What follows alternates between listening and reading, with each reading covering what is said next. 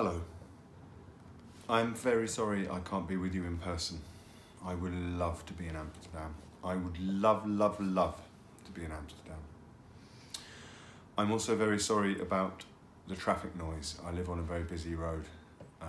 So atmospherically, you find yourselves in Bath, the city of Bath in England.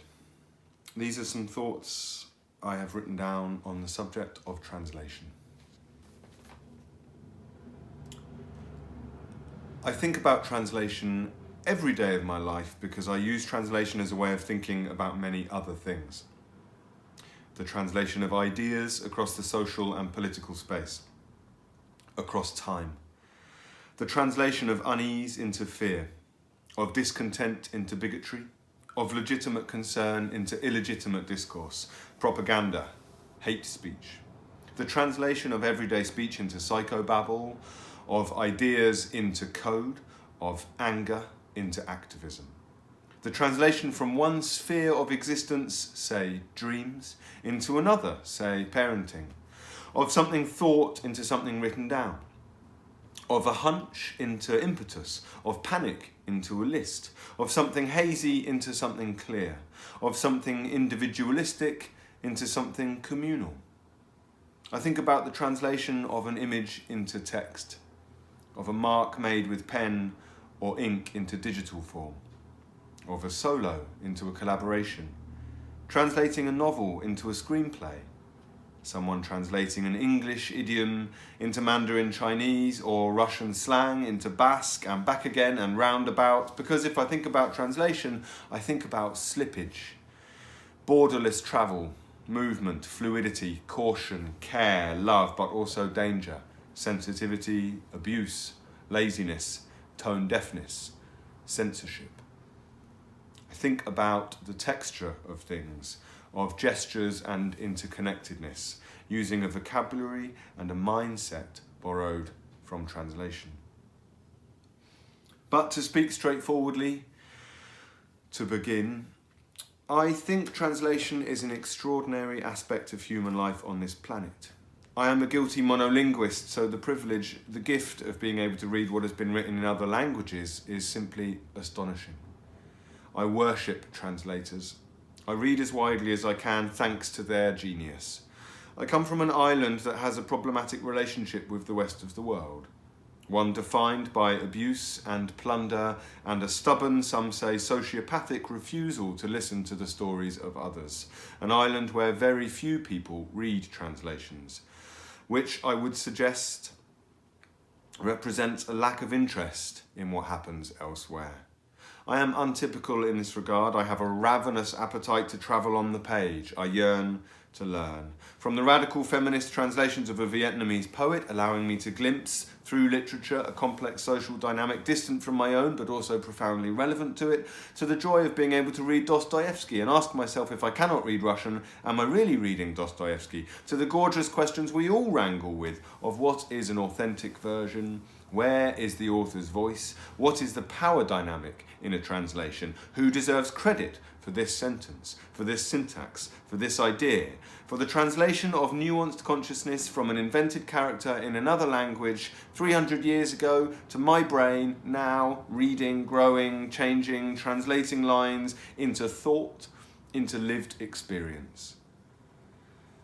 I think being translated is the most humbling and interesting aspect of my job as a writer.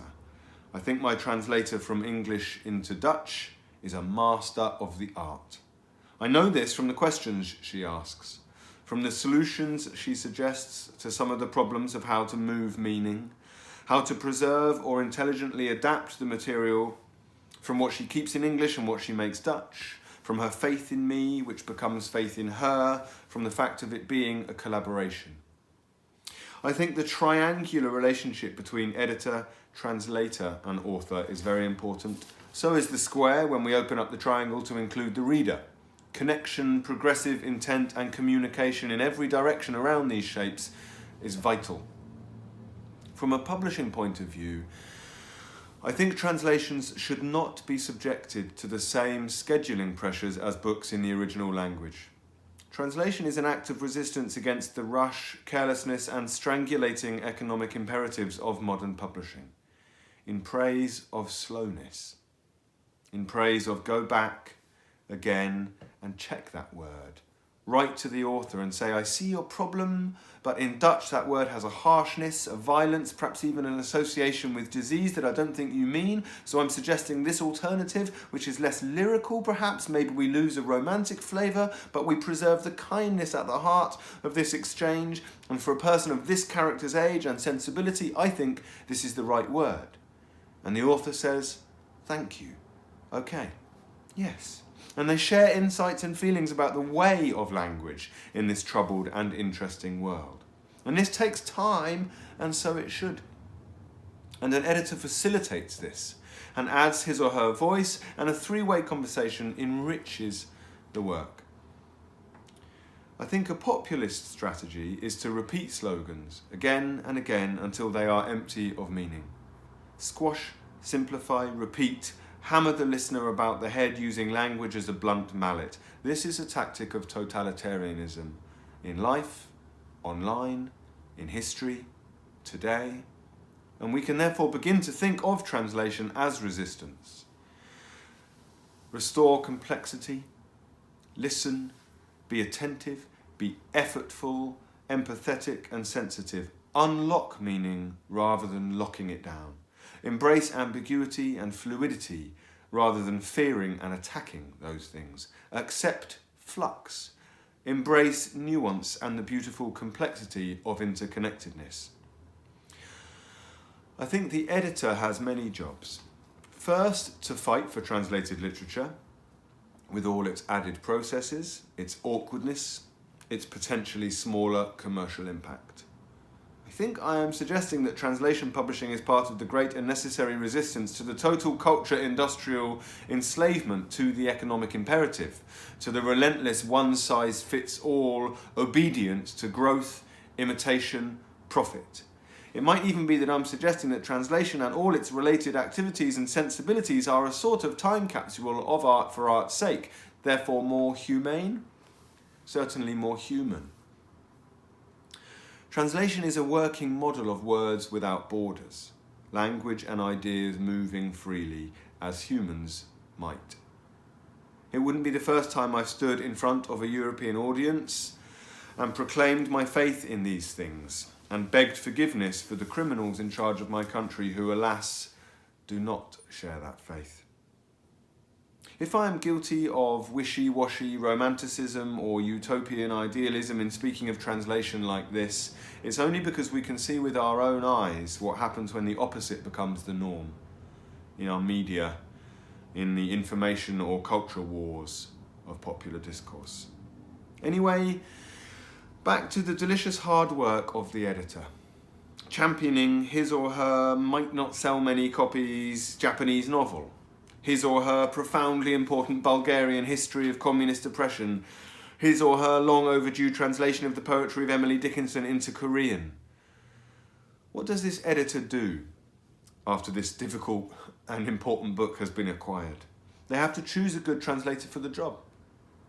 They have to facilitate discussions between author and translator, plus agents, plus original publisher, plus funding organisations, plus translation charities. They have to chivvy, hurry, bully, to keep his or her colleagues in production happy, to keep publicists happy, to give people what they need in terms of schedules, materials, samples, copy, cover ideas, to play the busy email game of modern marketing-based publishing to keep everybody happy, to keep in mind this bizarre, wobbly, unfixed, dreamy idea of the reader in mind, to win prizes and buy lunch and advocate, but they also must protect the translator and the author from this machinery of publishing.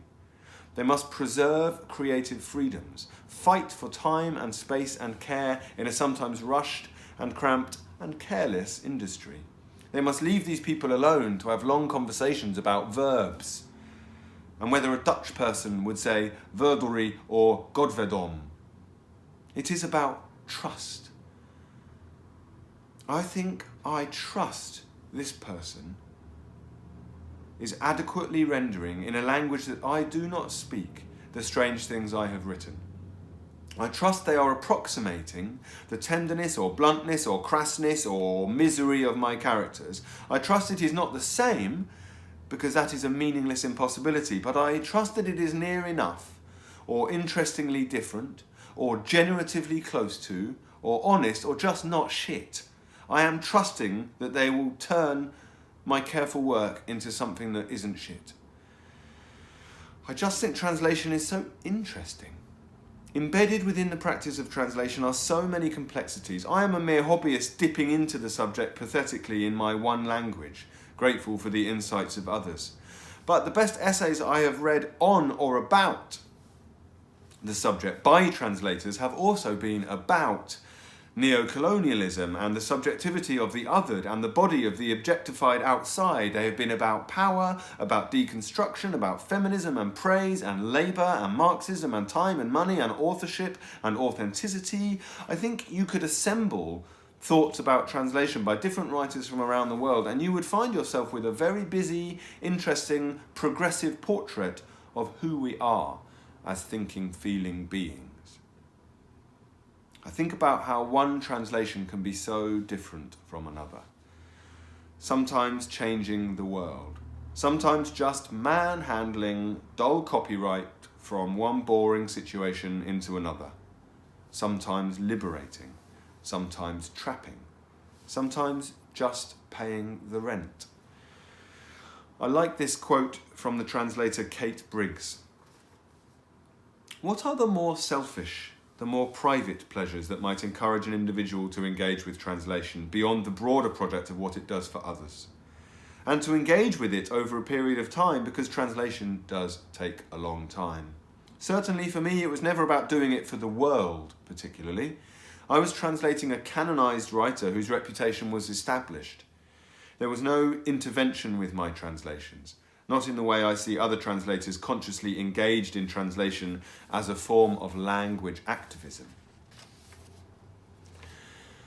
I think sometimes we can allow ourselves, or you, translators, editors, can allow yourselves to think in quite lofty terms about what your work is and why you do it, and what disasters would befall civilization if you ceased doing it. I like this quote from the translator Daniel Hahn.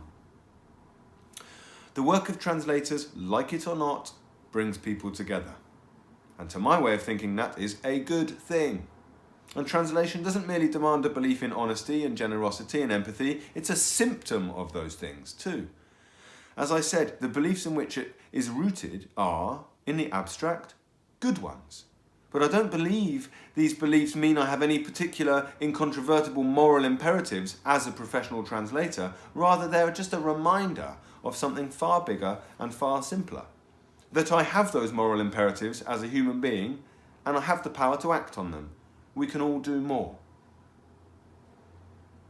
I think translation offers a useful corrective to ideas of correctness, or perfection, or official truth. Especially for us here in the West who have whitewashed and stolen and forced our version over others, eradicated, exploited, and often been fearful of complexity when it comes to versions of events, definitions of words, possibilities of language. I like this quote from the extraordinary poet and translator Don Mi Choi. She says, "I think I was wrong to begin with, because I was Korean, but when I first came to the States, people constantly tried to correct my English spelling and pronunciation. My British English was wrong because it was uttered from a mouth attached to an unexpected face, a wrong face. So naturally I have become intrigued with displaced things, things that are wrong, and translation is in a perpetual state of being wrong because it isn't the original. But as you can see, not all originals are considered perfect. Some originals are plain wrong to begin with." I think we have to think about what we talk about when we talk about what we talk about when we talk about translation.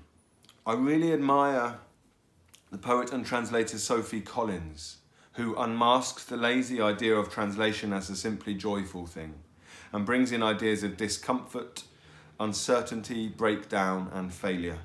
She writes that there is an insidious function to discourses about translation being simply a pleasure, and that this insidiousness is rooted in gender politics. I like this manifesto-like assertion from Sophie Collins. The power dynamics between source text and source culture, between translator and target culture, are unfixed and extremely complex. Shifting our perception of translation away from that kind of a service that simply facilitates access to foreign or historical texts, to one that recognises an influential, political and manipulative act, is vital. I think time and time again in reading the work of translators we find the profoundly important work being done which we might apply more broadly across the literary sphere, across the culture industry, across the whole political fabric of society. I really like this quote from the writer and translator Deborah Smith. Literary translation can both resist and perpetuate cultural imperialism. As translators, we need to stay aware of our own biases and of the plurality of approaches advocated by those whose biases and aims are other than ours. I hope we keep talking about translation because there's always more to say, and because we need to put our heads together if we're to ensure that it lives up to its potential, to disrupt hegemonies, work across difference without erasing it, and challenge the myth of the lone genius, while also enabling new audiences for voices and perspectives that might otherwise be silenced or spoken over. Yes, I like that we can keep learning.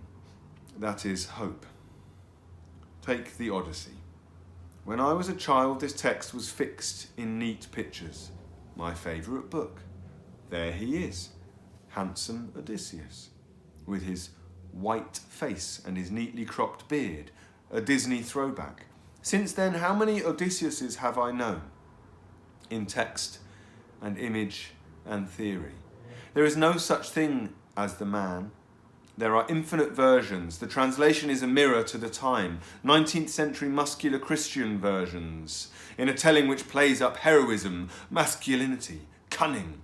21st century feminist versions, which play up his vanity, his weakness, his dependence on the strength, patience and intellectual virtuosity of women. I like this quote from a recent translator of the Odyssey. I like that she says this now, at a time when European governments, including the Greek, hire gunships to prevent people landing on their shores. No more heroes now. No more safe passage from the wrath of the climate gods, or the victims of the faraway wars that we start or fund.